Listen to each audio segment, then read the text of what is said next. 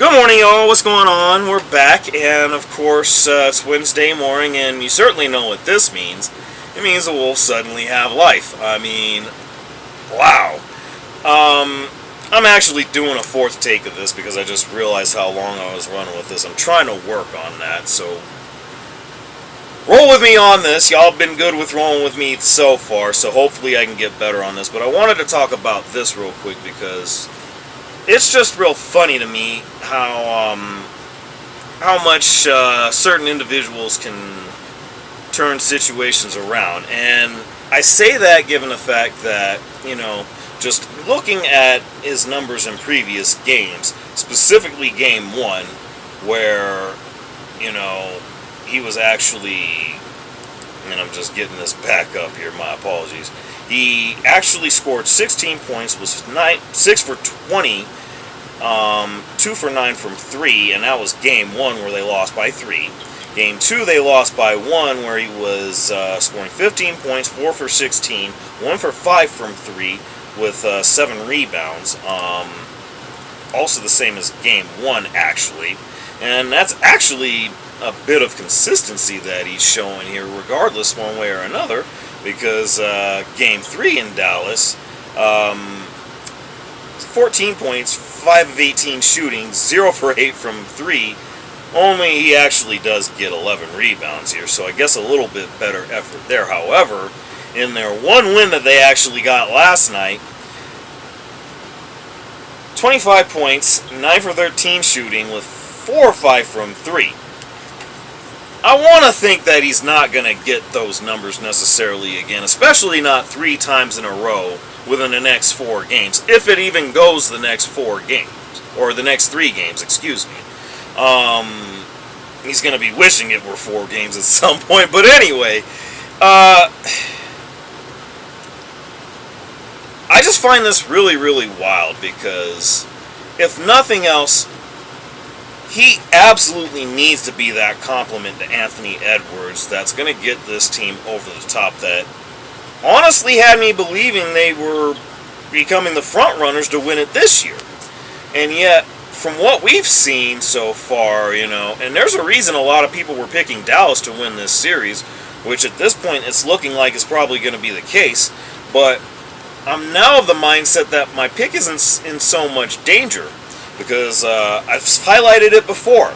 My content and a lot of my reactions is based on, and to some degree inspired by, a lot of what I see from ESPN, specifically First Take, Get Up, Around the Horn, PTI, and we could even extend to Inside the NBA on TNT and so many other things. And I'll even throw in some other content creators, which we'll go into here at the end of this video. But if nothing else, it was brought up by Brian Windhorst, and Stephen A. was going to go into it himself. The Wolves are undefeated in elimination games in this postseason. That's literally what last night was. So let's just see where this goes from here, because I kind of have a feeling, at some point, whether this man's the X factor or not, this is still yet to be really, really interesting. I feel like they're going to end up winning Game 5, but Game 6 should be where Dallas closes it out. But then again, that's what I wanted to think with Denver, too. I mean, we'll find out one way or another, but it's getting to be literally the exact same situation. And in that Game 6 situation against Denver, they beat the shit out of the Nuggets. So there's that. But all that aside, speaking of X Factors, one guy that is typically an X Factor, I thought we were going to see a bit more of him because I think he was warming up last night, and I'm pretty sure he was in uniform. Maxi Kleber. I actually forgot about this guy, I'm going to admit it.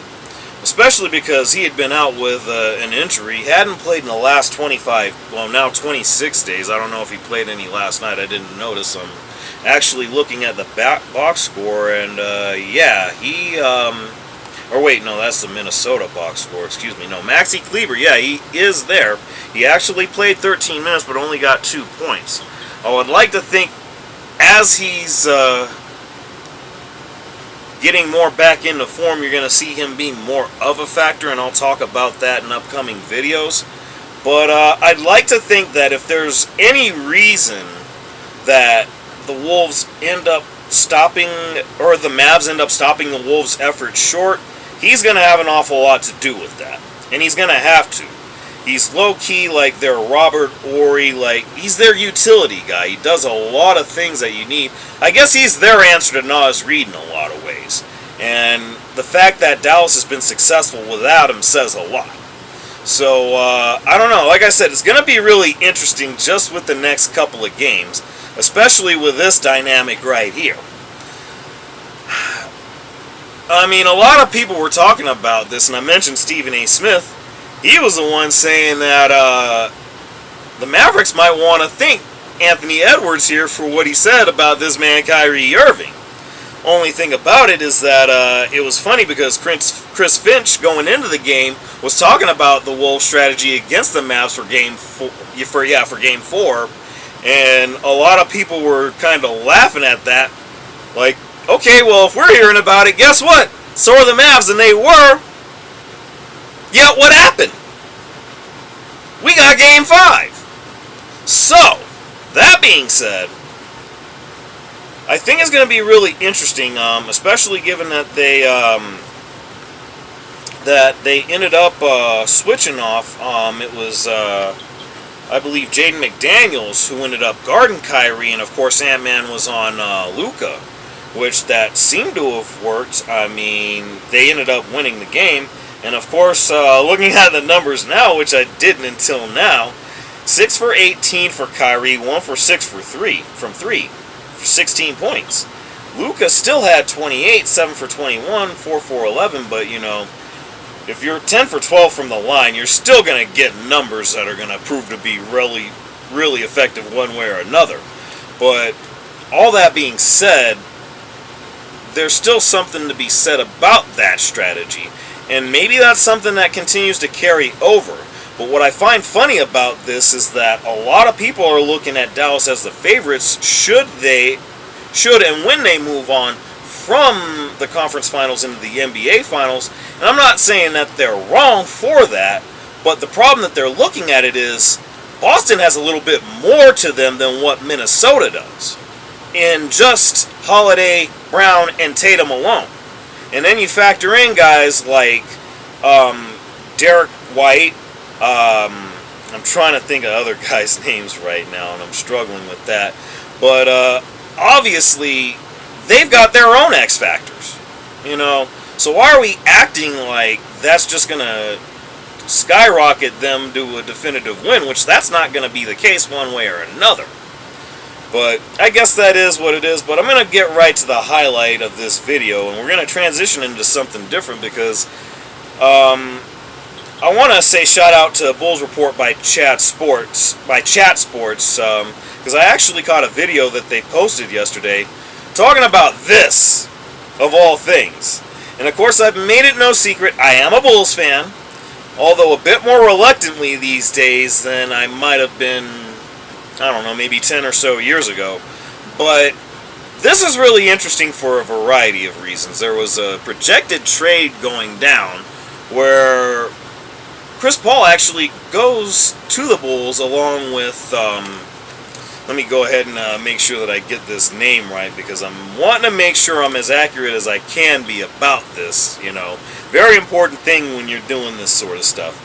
But along with that is going to be Trace Jackson Davis along with Kevin Looney, all for Zach LaVine. Now, this is interesting for me because it does things for both sides, actually. You get some pieces that actually not only solidify your front court, but you got a guy that can actually be sort of that veteran presence. Well, I shouldn't say sort of. He's the definitive veteran presence, but he's still superstar quality of a point guard. And that's huge when you got a guy like Kobe White, who is coming into his own, and he's definitely developing about as well as you could expect. But at the same time, the realisticness of this deal, I probably don't know if that's a word, but how realistic is this deal, I should say? It could be. It could be because, you know, you got another weapon to go along with Steph and Clay. In fact, one who actually gives you a little bit more staying power than you may have with Clay. I mean, it's real hard to say.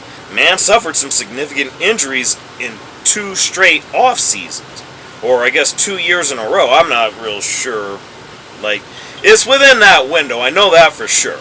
But one way or another, he hasn't necessarily been the same, and it's shown. And it's hard to say whether he'll be that again. I'd like to think he could be to some degree, but it's not going to be what it was during the championship years. So I wouldn't necessarily be shocked to see this, but I'm not necessarily going to be looking at this like, oh man, like, we might actually have to look at some CP3 Bulls jerseys or something like that. I'm not saying that's what's going to wind up going down, but I mean, you never really know. And it also helps the Bulls for the fact that, sad to say, you're just not going to know what you're going to get out of Lonzo Ball. That's just, if there's any reality in any of that, that would be it. But, I don't know. Let me know what you guys think on any of these things, and y'all know what it is. Like, share, subscribe if you're new, and of course, I appreciate y'all for rocking with me. I'll see you.